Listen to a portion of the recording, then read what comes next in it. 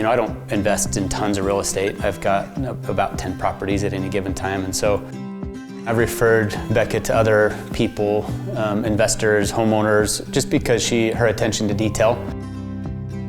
She doesn't ever let anything slip through the cracks. She has great follow-through, very responsive, and she has people around her, kind of a team, that allows her to do that. So she's not the one having to do everything every step of the way.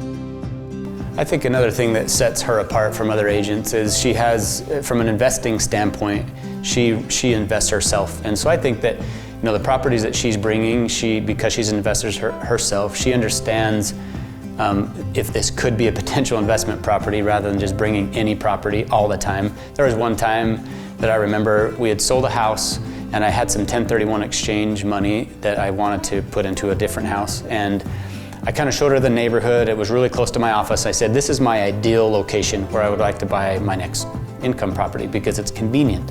She was like, okay. And she called me up and she said, hey, I think I've got a deal. And I was like, where? She's like, in the area we talked about. And I was like, how'd you find it? She's like, oh, I just drove around and I knocked on the door and found somebody that was interested. I mean, I think that goes above and beyond. Again, she's spending her time going out specifically looking for a property for me, that she didn't have to do that. And she did it and was able to make it work. So another thing that she'll do is teach investors how to get into real estate and really just understand, like, how does a transaction work from start to finish? And that's basic. So that's the basic training, up to what are current rent rates, what can the market, what are after repair values. And so she'll teach that to people, and people can understand now from a real estate perspective how to analyze a property, what are current rent rates, is this deal gonna work financially, and that's helpful. I remember selling a house, just I think it was this past year, where we walked in the house and I was going to do lots of remodeling, put a lot of extra time and money into it. And she said, no, I don't think if you just did this, this, and this, you'll be able to get the same amount of money than if you were to do what you're thinking. And we ended up doing just a light remodel on the house, and we got full price, multiple offers. And so that justifies using a real estate agent, right? If I didn't use a real estate agent, I'm probably not getting the full amount of value for the house.